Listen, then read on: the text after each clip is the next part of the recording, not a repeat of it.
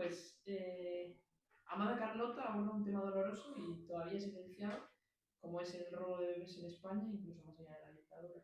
Entonces, ¿qué te llevó a convertir esa ira colectiva en el eje de tu novela? Pues hace unos años la hermana de una compañera de mi colegio me contó su historia. Bueno, me empezó a contar su historia, me contó simplemente un poquito de su historia porque estaba segura de que daba para una novela.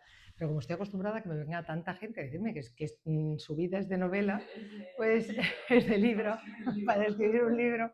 Siempre, no, tienes que escribir el libro de mi familia, no, porque yo tengo una historia y tal. Entonces ella me empezó a contar su historia y aunque hubo cosas que me parecieron interesantes, le dije, hombre, si tú algún día quieres escribir tu novela, deberías escribírtela tú, porque entre otras cosas yo no escribo el dictado de nadie. Pero hubo algunos detalles que me parecieron curiosos y pasados 8 o 10 años estaba buscando documentación para hacer un reportaje sobre mujeres maltratadas y me encontré con que su hermana, la que había sido mi compañera de colegio, había sido asesinada por su expareja. Y entonces recordé que una de las cosas que me habían contado es que a esta chica le robaron su bebé cuando era adolescente. Y a partir de ahí empecé a tejer esta historia en mi cabeza y empecé a tirar del hilo, a profundizar en el asunto y me encontré con algunos apartados tan delirantes de nuestro pasado pasado y de nuestro pasado no tan pasado que me pareció que era un tema que tenía que investigar el detective Robles. Sí, desde luego. Las tres primeras páginas a mí es lo que más me llamó la atención porque llevas al grano y son un golpe directo tanto al corazón como al alma. O sea, a mí me pareció el corazón. O sea, empecé a leerlo aquí y no me puse a llorar pues de milagro. O sea, no me lo quiero ni imaginar. Entonces, ¿no te afectó emocionalmente escribir sobre un tema tan duro y con tanto dolor? Cuando escribes novela negra en general te afecta, pero si no te afecta lo que escribes tampoco le va a afectar al lector. O sea, yo creo que te tiene que conmocionar a ti igual que tú vas a conmocionar al lector. Sí, porque es un lector. Claro, porque mira, el premio Nobel V.S. Naipaul solía decir que la diferencia entre lo que es literatura y lo que no lo es la carta que un chico le escribe a su novia un día cualquiera o esa misma carta si se la escribe el día antes de ser ajusticiado. Entonces yo digo que hay que escribir como si al día siguiente te fueran a ajusticiar, poniendo todo tu corazón, toda tu tripa, todos tus sentimientos en lo que escribes, tomándote muy seriamente aquello que estás contando, ¿no? Porque si tú no te zambulles en lo que estás contando y tú no te lo crees, ¿cómo vas a hacer que sea tu cómplice el lector? Claro. ¿Y cómo se sobrelleva ese impacto mientras se escribe? Porque al final. Pues el impacto se sobrelleva como cuando haces información diaria. Quiero decir que yo entre mis grandes y peores recuerdos tengo algunas noticias de Sierra Leona que me conmocionaron tanto que acabaron en uno de los libros del detective Roures muchos años después, ¿no? Me conmocionaron cuando yo presentaba los informativos, con lo cual esas heridas se te quedan un poquito en la cabeza y en el corazón. Y menos mal, porque cuando dejas de sentir el dolor ajeno, acabas convertido en un monstruo. Eso decía Shakespeare y es la absoluta realidad. O sea, yo creo que es imprescindible que los libros te emocionen y hasta te conmocionen y poner sobre la mesa asuntos que son incómodos sobre los que merece la pena que todos reflexionemos. Entonces yo me sujeto mi propio dolor y lo comparto con el lector, que luego tomará sus propias decisiones, sacará sus propias conclusiones, porque yo no voy a leccionar ni a adoctrinar a nadie. Yo lo que le cuento es lo que pasó, lo que sigue pasando y que decida él. Sí, porque al final no es un tema del que a día de hoy se hable con. Con normalidad. Sí, porque yo al final, yo soy una persona muy joven al final, Claro. y lo poco que he visto ha sido en algún reportaje de investigación en profundidad Uh que -huh. han hecho sobre este tema y tampoco llegan a una conclusión súper. Pero fíjate que hay Entonces, mucha información. Es decir, en Amada Carlota recuperamos algo de lo que se ha hablado muy poco, y es que el director del servicio psiquiátrico del franquismo, que era Vallejo Nájera, el primer Vallejo Nájera de nombre sonoro, ¿no? porque luego ha habido otros que verdaderamente han hecho un trabajo muy excepcional, pero este señor que escribió libros sobre la eugenesia y que creía en la supremacía ideológica y en la supremacía moral, estaba empeñado en descubrir, bueno, en demostrar, mejor dicho, que existía un gen rojo. Ese gen rojo hacía que se considerara a las personas, al marxismo, a todos los que estuvieran cerca del marxismo, inferiores y degenerados moral y socialmente, hasta tal punto que a las mujeres que tenían este gen rojo las incapacitaba para poder criar a sus hijos. Esta era la excusa para poder arrebatárselos y dárselos a familias moralmente, socialmente e intelectualmente competentes para hacerlo, ¿no? Con lo cual, esta historia no lo sabe mucha gente, pero ahí está para quien quiera bucear en ella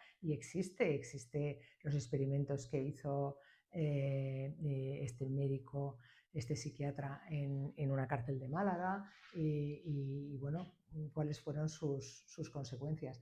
Lo que pasa es que yo creo que resulta mucho más aterrador pensar que fuera de un régimen totalitario, sabemos que en los regímenes totalitarios hay todo tipo de atrocidades, no solamente en España, sino en Argentina, yo qué sé, en El Salvador, en el Congo, hemos visto robos de bebés por todas partes y siempre con la misma justificación, la justificación ideológica, ¿no? Lo que es muy impensable y da mucho miedo es que después en la democracia esto siguiera sucediendo, primero porque no se cambiara la ley hasta el año 87 y fuera muy fácil que se propiciaran las adopciones ilegales, y después porque había personas que lo habían convertido en puro negocio y podían llevarlo a cabo, ¿no? Sí, al final es una realidad que tenemos olvidada, pero en realidad está más cerca que nunca de todos nosotros. Bueno, No es de hace tanto tiempo. no está más cerca que nunca porque por suerte ahora Por estamos suerte ya no pasa, en pero un momento, bueno, no se sabe, ¿eh? Algún caso hay, pero bueno, es algún caso puntual. Pero es cierto que ahora no sucede como sucedió antaño, ¿no? Pero bueno, yo creo que es que tenemos que mirar a nuestro pasado para evitar que las cosas vuelvan a suceder, ¿no? Sobre todo las mujeres, porque si hay algo que a mí me queda claro es que cuando hay movimientos supremacistas ideológicos y sobre todo morales, cuando de pronto hay un conflicto o hay un bélico de cualquier otra índole, a las que se les recortan los derechos de manera instantánea es a las mujeres, es siempre un pasito para atrás, ¿no? Con lo cual tenemos que estar siempre alerta y defendiéndolo todo, porque en esta novela, aparte de tratar el robo de bebés, luego también cuento y luego hay una subtrama que es el abuso por parte de un profesor de la universidad a unas jóvenes universitarias. Entonces, en definitiva, lo que hago es establecer una línea argumental en la que muchas mujeres callan abusos y sometimientos a lo largo de muchas décadas diferentes, casi siempre por lo mismo, casi siempre por asuntos de honra. Esta palabra suena muy antigua y parece que pertenece al pasado, pero es curioso que si antes tenía una mujer que guardar las apariencias, hoy día, si de pronto sale un vídeo de contenido sexual de un hombre, no pasa nada, pero de mujeres hemos visto unas cuantas que incluso han llegado al suicidio, ¿no? Entonces, yo lo que quiero es dar voz a las mujeres en Amada Carlota. Y luego en una novela que es muy luminosa, porque aunque tiene mucha oscuridad y aunque es muy aterrador el mal que tienes alrededor, ¿no? En tu propia familia, en tu casa, lo que te rodea, en la gente en la que tú crees que puedes confiar y es el enemigo, ¿no? Más allá de todo eso, hay muchos momentos en los que los personajes logran salir de todo ese universo de basura en el que estaban encerrados y se reconstruyen, ¿no? Entonces es una novela luminosa que yo creo que al lector le va a emocionar mucho, le va a doler mucho, como a ti en esas primeras páginas. Pero yo ya sabía que el libro me iba a doler cuando empezaba así. Claro, pero hay otros momentos... Pero sí, emociona. Y no para mal. O sea, no por dolor, sino claro, emociona por superación, sobre claro, todo. claro. Por eso te digo que a mí me parece que eso es algo muy bonito, ¿no? O sea, pensar que una mujer de un estatus social muy bajo, que se casa con una persona muy influyente del régimen, que tiene tantas desgracias y tantas tragedias en su familia, que acaba enganchada a la heroína, pero que es capaz de salir por el amor a una hija, por ejemplo, pues me parece que es una historia muy luminosa, ¿no? Sí, sí, de acuerdo. Bueno, en la novela aparece la teoría del gen rojo, y ya me la has quitado, y que sirvió de base ideológica para justificar los robos de bebés. Eso es. ¿Qué sentiste tú realmente al documentarte sobre toda esta historia que es tan brutal y Pues a la mira, vez, como te he dicho, tan desconocida? Porque al final, gente joven no tenemos ni idea del bueno, gen rojo. y gente mayor tampoco, ¿eh? Hay mucha gente que lo acaba de descubrir, es muy sorprendente. Y yo fíjate que cuando hablo del doctor Vallejo Nájera, tengo mucho cuidado en decir que era este, porque después su hijo fue un psiquiatra muy reputado, que Sí. además de verdad que trató asuntos muy Mm. interesantes del alma humana. Y después toda su descendencia, pues hay escritores, está Samantha, que es maravillosa, hay gente excepcional. O sea, es que claro, nosotros no somos responsables de lo que hicieron nuestros antepasados, ¿no? Eso es así. Pero yo cuando descubrí esto, porque yo tampoco lo sabía, lo primero que sentí fue un enorme estupor. Digo, pero esto es tan descabellado. Pero claro, en este momento de nuestras vidas nos parecía absolutamente descabellado, pero si miramos aquel tiempo, las teorías supremacistas fueron el caldo de cultivo de que luego viniera el nazismo, por ejemplo, ¿no? O sea, todo lo que pasó en aquel tiempo era producto de todas esas teorías eugenésicas y supremacistas que estaban repartidas por toda Europa, no solamente en España, ¿no? La historia se construye en distintos tipos porque va desde finales de los 60 hasta 2018 y encima a través de varias voces. Sí. ¿Cómo fue el reto de entrelazar esas capas temporales y narrativas sin perder la tensión? Porque al final o sea, no solo está la trama de Carlota y un montón de mujeres detrás, muchísimos testimonios. Entonces, ¿cómo fue enlazar todo sin perder el norte? Pues tiene una estructura compleja porque al tener tres espacios temporales y tantos personajes, es verdad que tiene una estructura compleja, pero a mí me parecía que era indispensable para contar la historia que yo quería contar, porque era muy importante que el detective Roures, cuando se pone a investigar el caso que le encarga Carlota Aguado, que es esa jueza tan potente, tan inquebrantable, que aquí se rompe 1.000.000 de veces porque tiene esas heridas del pasado y Roures tiene que bajar al pasado de la jueza. Era imprescindible que hubiera saltos temporales y era imprescindible que fueran apareciendo toda esta suerte de personajes, ¿no? Cada novela supone un reto diferente y te lo planteas como lo vas imaginando. En mi caso, ya sabes que hay escritores de mapa y de brújula, y yo siempre digo que soy un poco un híbrido, que yo primero pienso mucho la novela, pienso lo que quiero contar y a dónde quiero ir. Y en ese trayecto no tengo nada decidido. Puede pasar cualquier cosa y me puede influir incluso una conversación que yo escucho mientras estoy escribiendo, ¿no? Entonces, bueno, este reto lo asumí pensando que era lo que necesitaba la historia que yo quería contar. Y me lancé de cabeza sabiendo además que con esta historia el lector no iba a perder el hilo. No, desde luego. O sea, te mantienes enganchado. O sea, miré por curiosidad, horas te lleva la lectura. Pone 10 horas. Sí. Yo tardé menos. O sea, no pude. ¿Así? Me iba a comer, iba con el libro. O sea, no podía, yo necesitaba saber. Luego me metí en internet para conocer la historia de Vallejo Nájera. Y te quedaste Me quedé, impactadísima. sí, Es que es brutal. Bueno, y algunas otras que salen sí, aquí. Algunas otras que salen aquí porque tenemos la de Vallejo Nájera, pero luego tenemos las de las niñas bien, por así sí. decirlo, de Bilbao, con Herrán de Gras. O Sí, sea, hay que... sí, me quedé. Bueno, y hablando de personajes, Magdalena, Carlota, Mariana, tus protagonistas femeninas encarnan distintas formas de opresión, pero también de resistencia. Claro. Has adelantado. ¿Cómo trabajaste para que fueran personajes fuertes y no solo víctimas del sistema tan patriarcal? Bueno, yo creo que las mujeres no solamente somos víctimas, sino que tenemos algo peor, y es que muchas veces nos sentimos culpables. Entonces, yo quería quitarle ese estigma a las mujeres de mi libro. Entonces, se van liberando de la culpa poco a poco, porque al principio viven con esa culpa. Si ves, todas las mujeres que tú me mencionas, todas están oprimidas, pasan por momentos, en fin, de todo tipo, no vamos a desvelarlos, pero aterradores de verdad. Pero ellas al principio muchas veces piensan que es que lo han provocado ellas, que será por culpa suya, que es que ellas, y se van liberando de esa carcasa de culpa que tienen muchas veces las víctimas femeninas. Por eso te digo que este es un libro que, aun siendo una novela muy oscura, que te toca mucho el corazón, es una novela que tiene puntos de luz, porque invita a la reconstrucción, ¿no? La reconstrucción de personas que lo pasan muy mal y que consiguen salir adelante, que también me parece muy necesario poner esos referentes, porque a veces hablamos de las mujeres y hablamos de las víctimas como si no se pudiera hacer nada con ellas, ¿no? Pobrecitas. Esas pobrecitas, no. Pues estas de pobrecitas nada, estas de pobrecitas nada. Exacto. Resiliencia total, Exacto. Además del pasado, planteas abusos en la universidad actual y hasta la utilización de la dark web.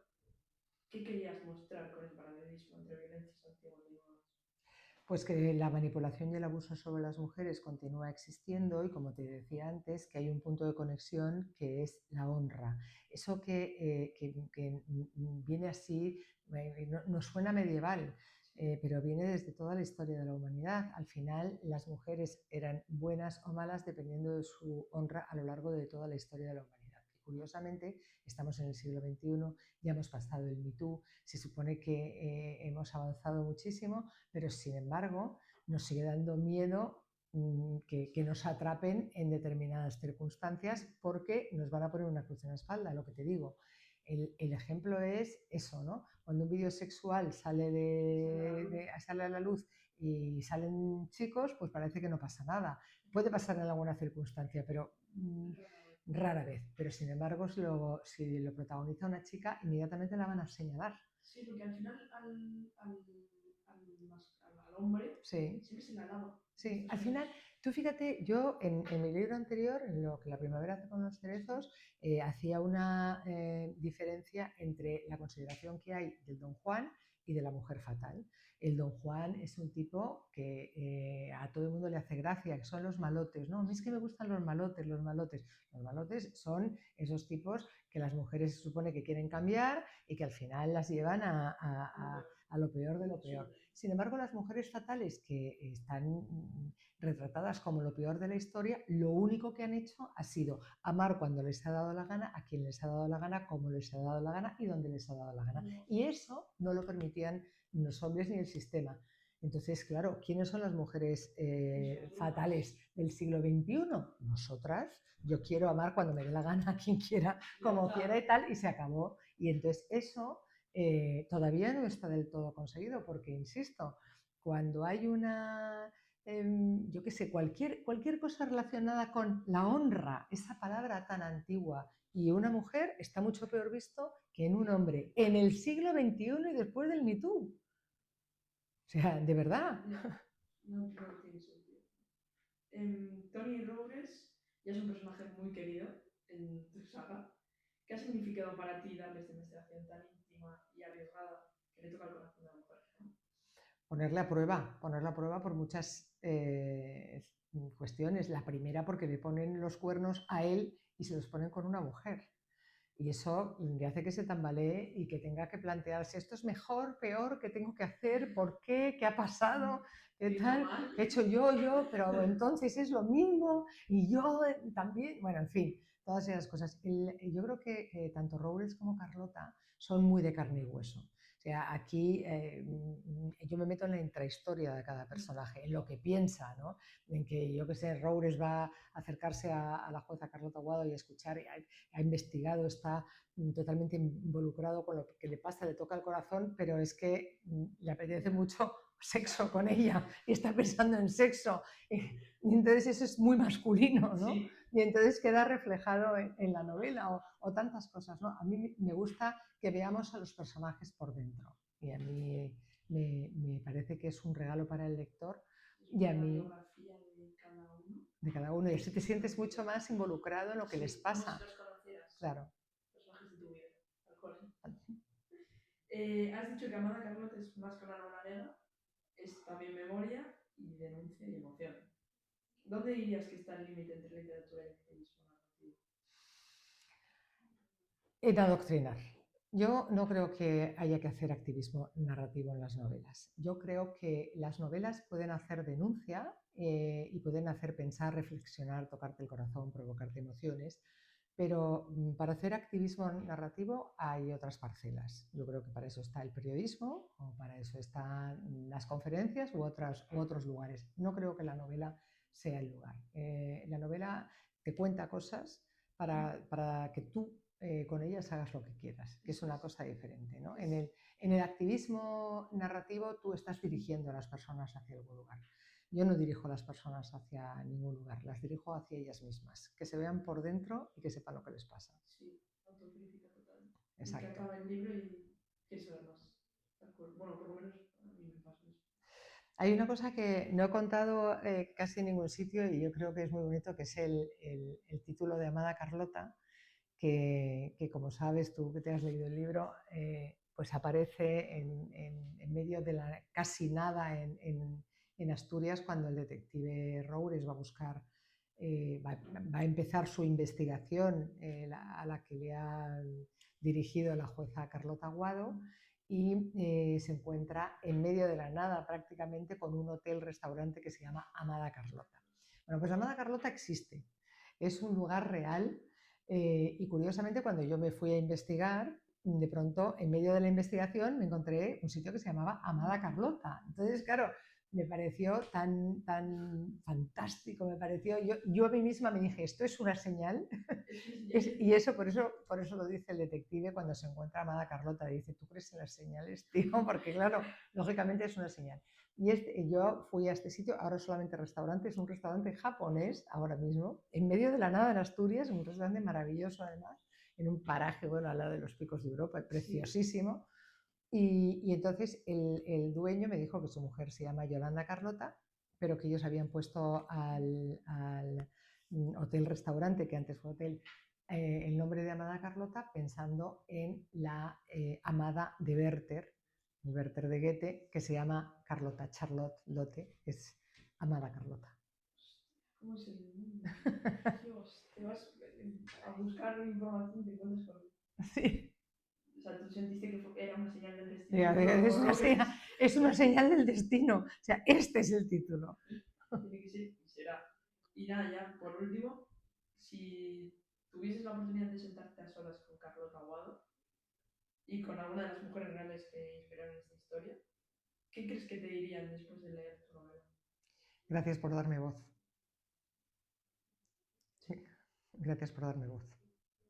Por poder decir en voz alta tantas cosas que me había callado y me habían hecho tanto daño. Pues ya está. Muchísimas gracias. A ti.